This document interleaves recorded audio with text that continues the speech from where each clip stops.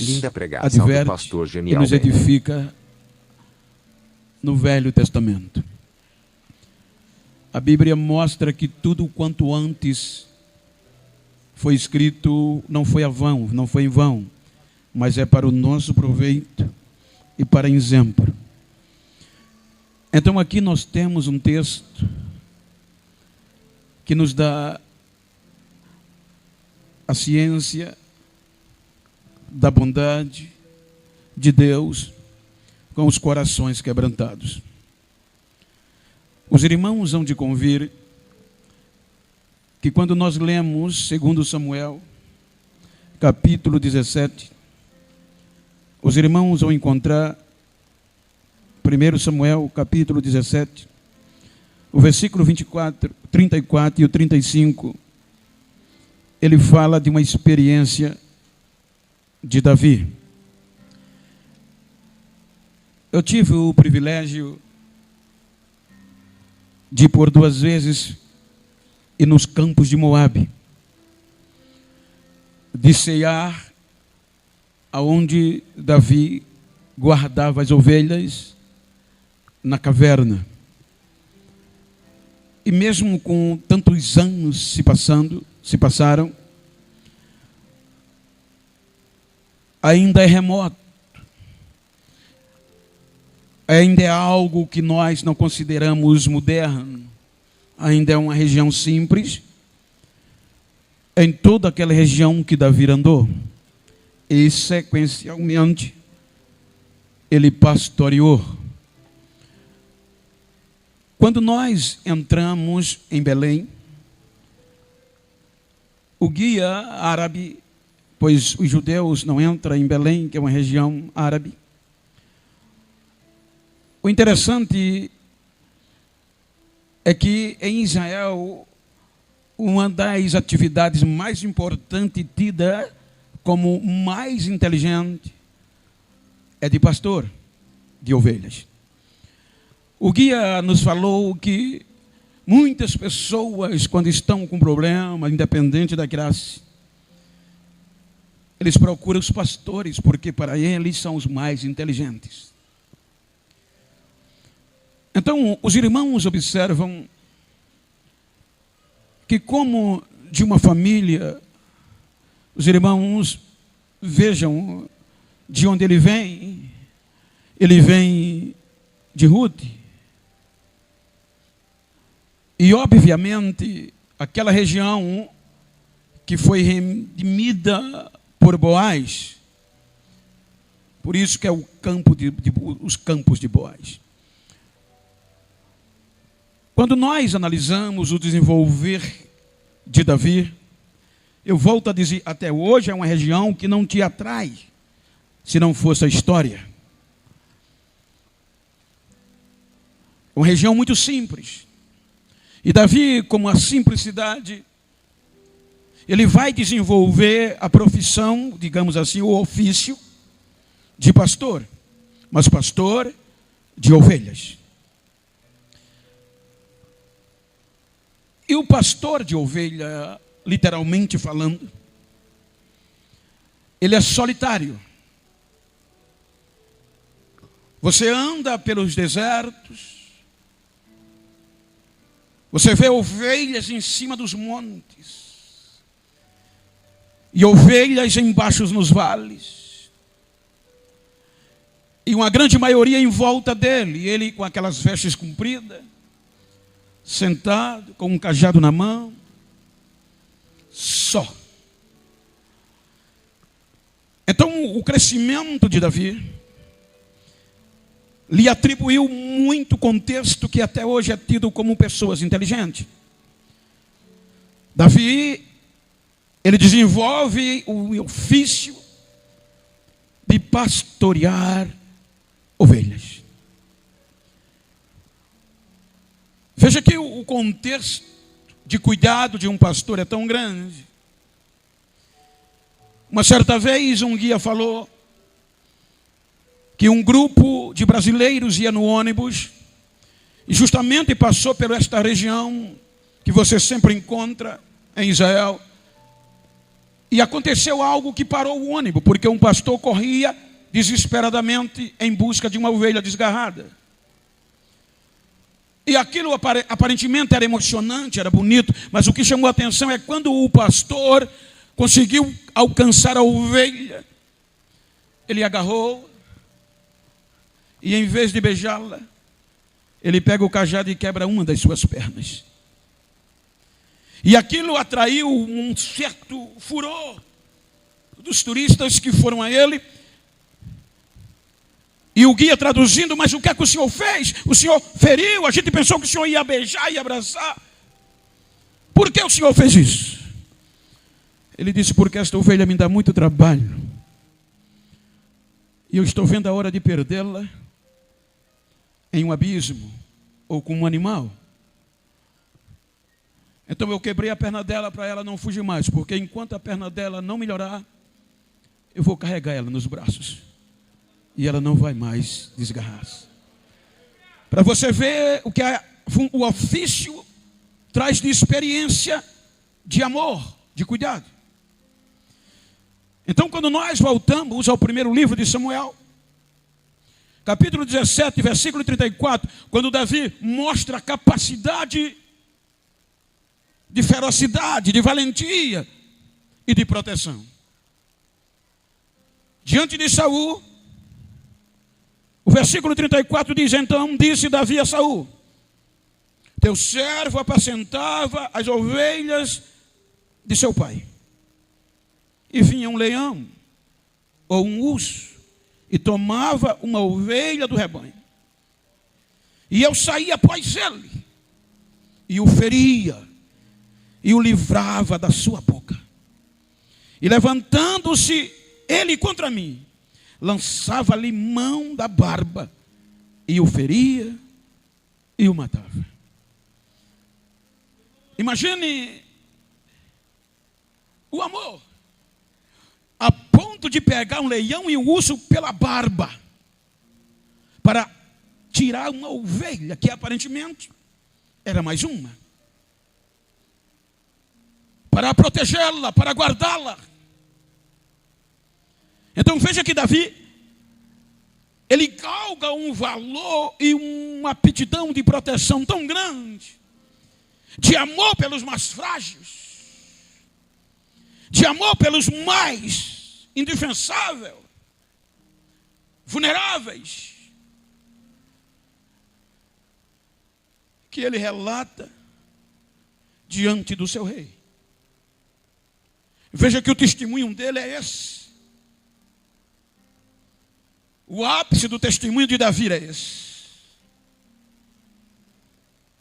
Então foi este ato de cuidado, de amor, de proteção, quero acreditar, que atraiu Deus. Um homem segundo o meu coração.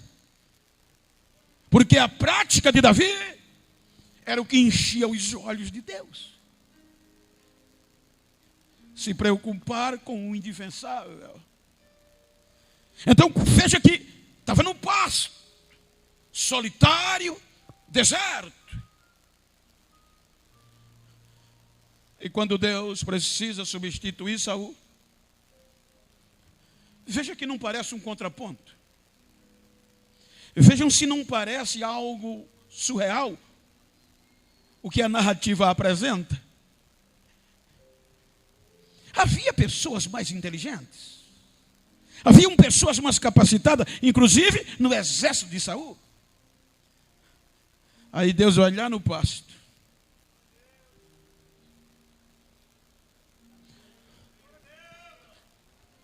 Isso nos dá a ideia de que Deus já havia observado muitos dias o que era que ele fazia.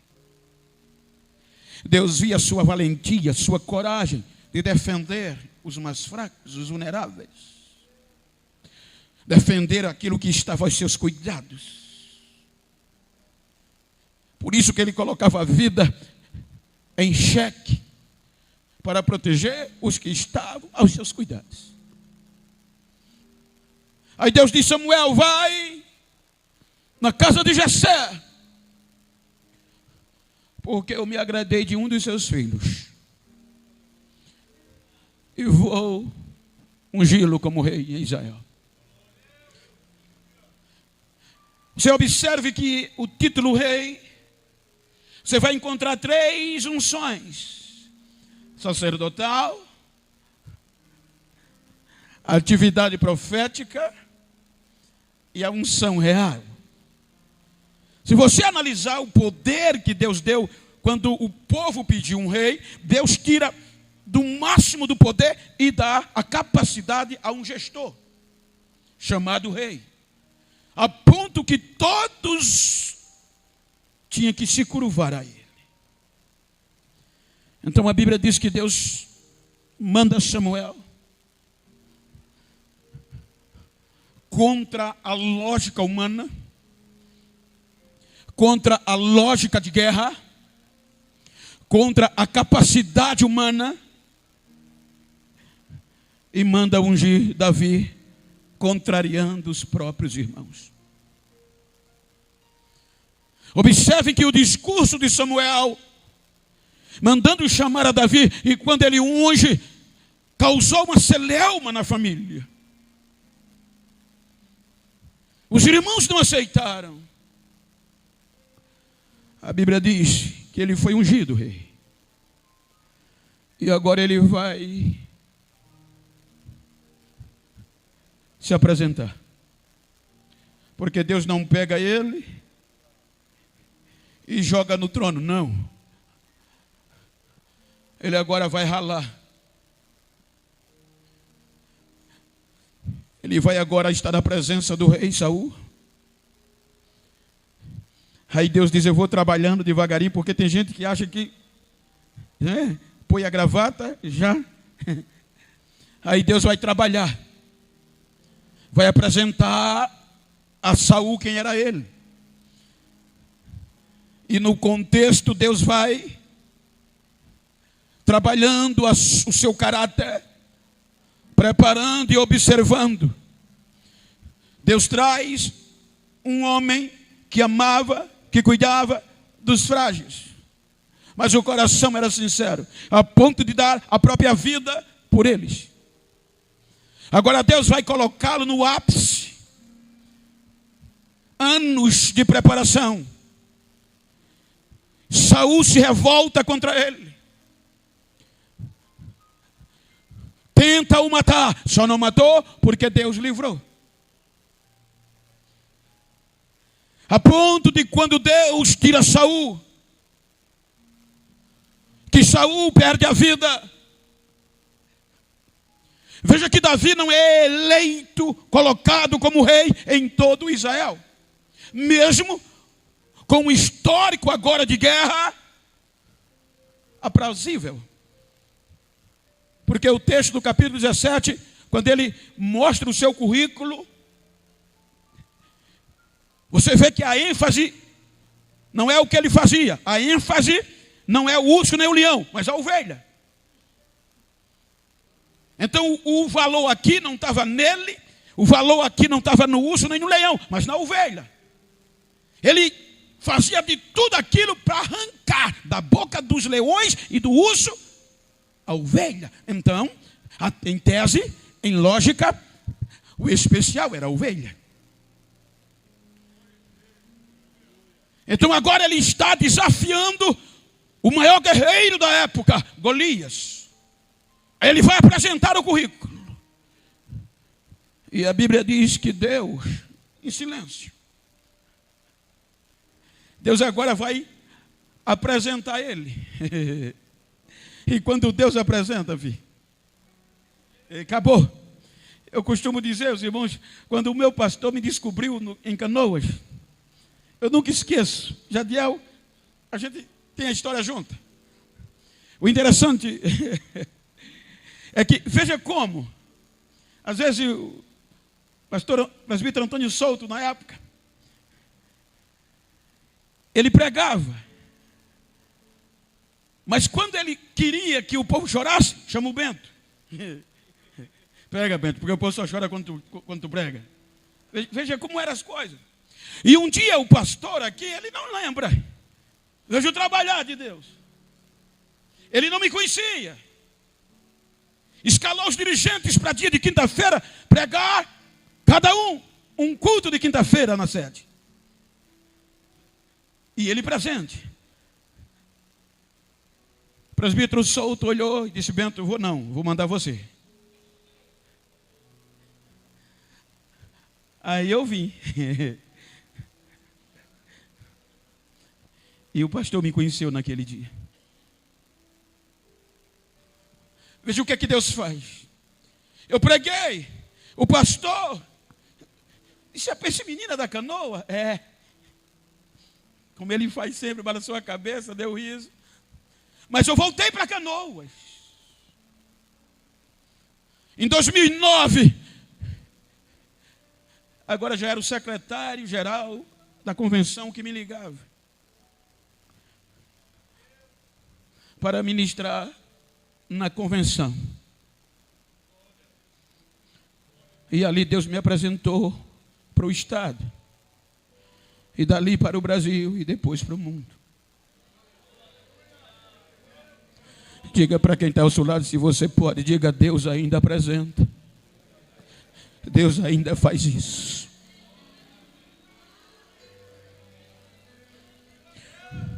Davi foi apresentado com Golias.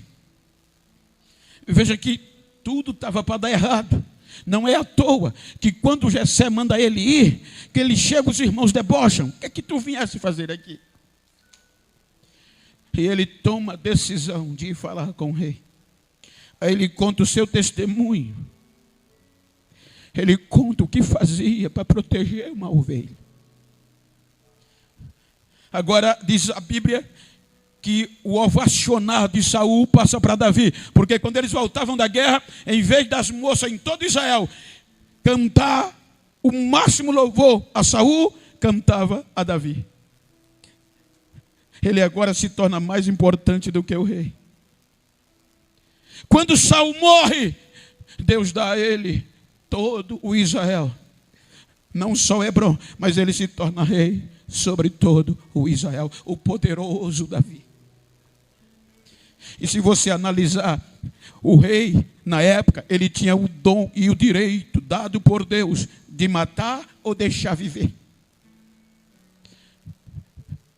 Um profeta para profetizar para um rei não era fácil. Você observa hoje, se chegar um governador aqui, todos os olhos voltam para ele, e ele não vem só, sempre ladeado, porque todo mundo que está perto, ele tem o poder de abençoar. Ou seja, você sabe o que eu estou dizendo. Agora imagina um rei. Um rei. Era coisa muito grande. Agora Davi está no trono. Ele agora está no poder, direito de dar e de matar. Agora Deus entrega não a ovelha, mas Deus entrega todo Israel na mão dele. Agora já não é mais um grupinho de ovelhas. Agora Deus entrega todo Israel a ele.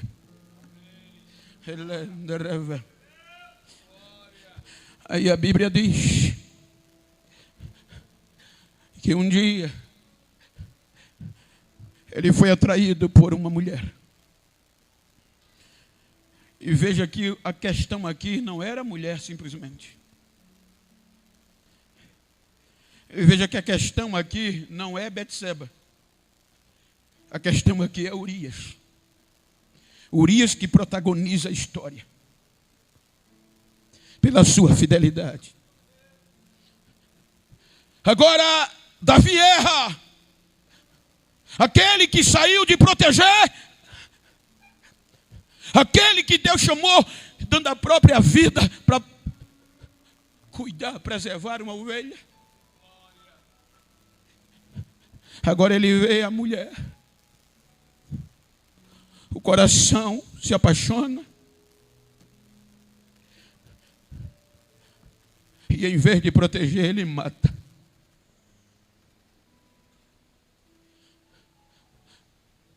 O trono fez ele se esquecer do que aprendeu.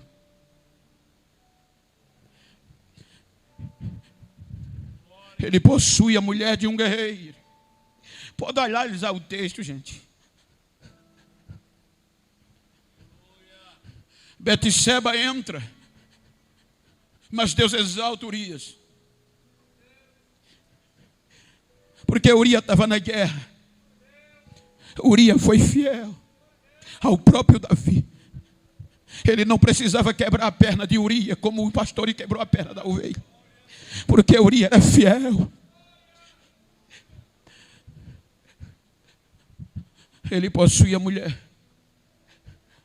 E para piorar, ele manda matar, em vez daquele que saiu do pasto protegendo, agora no trono manda matar pelas espadas, pelas mãos dos amonitas, salvo engano, ou moabitas, salvo engano, mas pela mão dos inimigos, coloca ele na linha de frente, sem defesa, sem proteção, e entrega ele aos leões e ursos.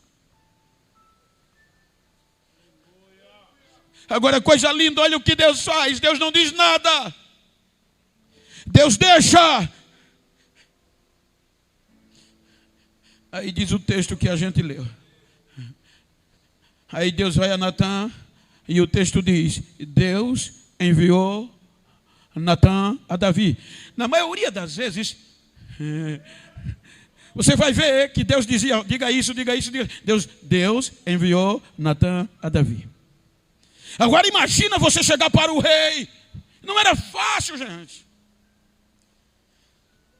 Cauterizadamente, com o poder de dizer: vou te matar, para abafar o caso. Era só ele querer arquivar o caso, era matar Natã.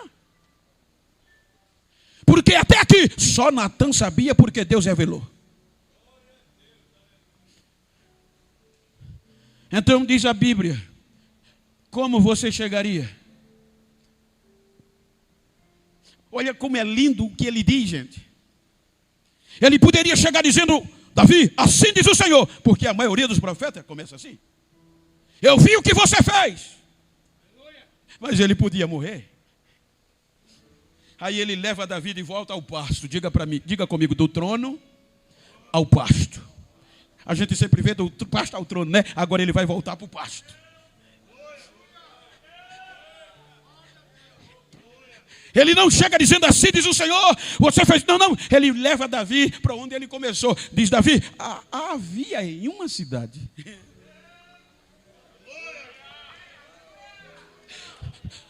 dois homens, um era rico e o outro muito pobre. Um tinha muitas ovelhas, tinha vaca, o outro só tinha um. Enquanto ele vai contando a história, Davi vai voltando para os campos de Moabe.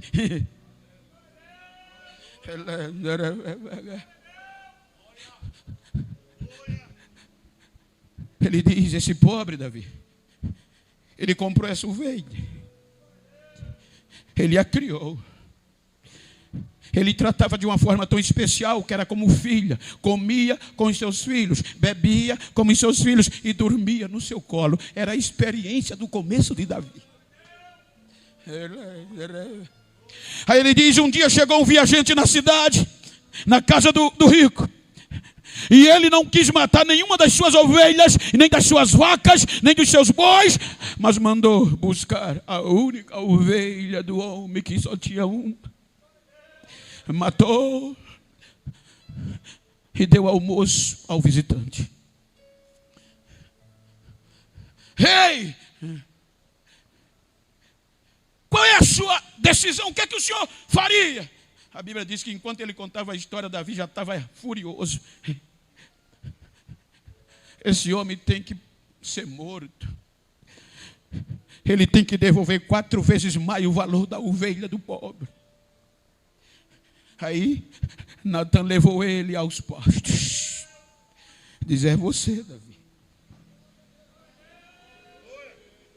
Como quem diz: você não começou assim. Deus sabe o seu coração. Mas é ser humano, por isso que eu estou dizendo isso. Eu não estou pregando para super-heróis, eu não estou pregando para super-crente. Eu estou falando essa mensagem para seres humanos. E como ser humano, você sabe que você não é perfeito. Às vezes o coração é enganoso. Aí vem a parte melhor. Ele diz: Você matou Urias. Veja que ele não fala, você ficou primeiro. Ele diz, você matou Urias pelas espadas dos inimigos. E depois ficou com a ovelhinha ou a mulher dele. Deus manda te dizer, eu te dei todas as mulheres que você quis. Eu te entreguei nas mãos o teu Senhor. Eu te livrei de Saul. Eu te dei todo Israel para você. E se você achasse pouco, eu daria mais ainda.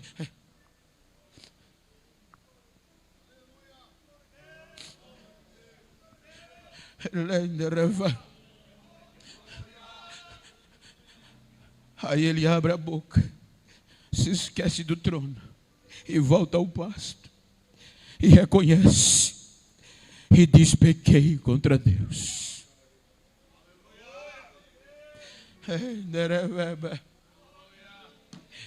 Aí Natan diz, mas Deus não ficou satisfeito, porque agora os inimigos dele vão ter que blasfemar, vão ter direito de blasfemar. Mas também ele passou de você o seu pecado, ele já te perdoou. A consequência vem, mas ele não vai te matar, você não vai morrer.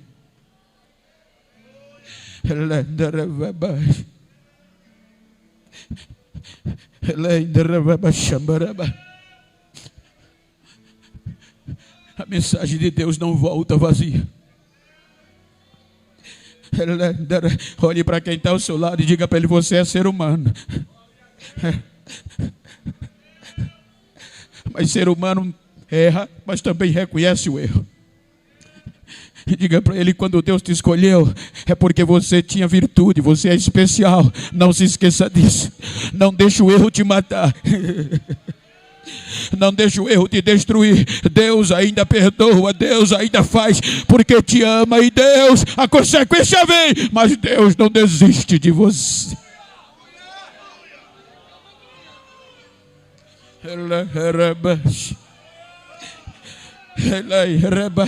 Foi preciso voltar ao pasto.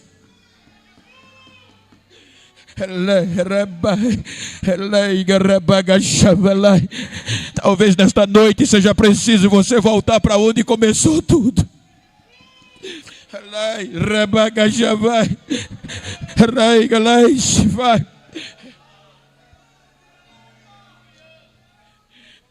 Fique de pé por bondade.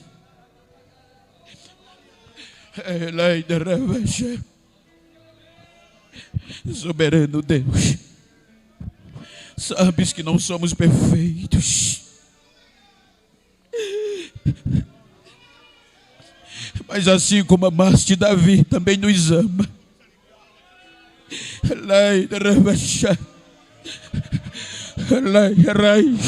Se cometemos erro, nos perdoe. Só tu és perfeito. Perdoa os teus filhos, perdoa-nos, ó Senhor. Aleluia, aleluia. E renova a nossa caminhada, renova as nossas forças. E não desista de nós. Eu vou pedir algo, se você puder, abraça esse crente do mesmo sexo. Vai, procura alguém e diga no ouvido dele, Deus não desiste de nós. Não deixe o erro te matar. Aleluia, Deus não desiste de nós. Ainda de pé, pastor da igreja.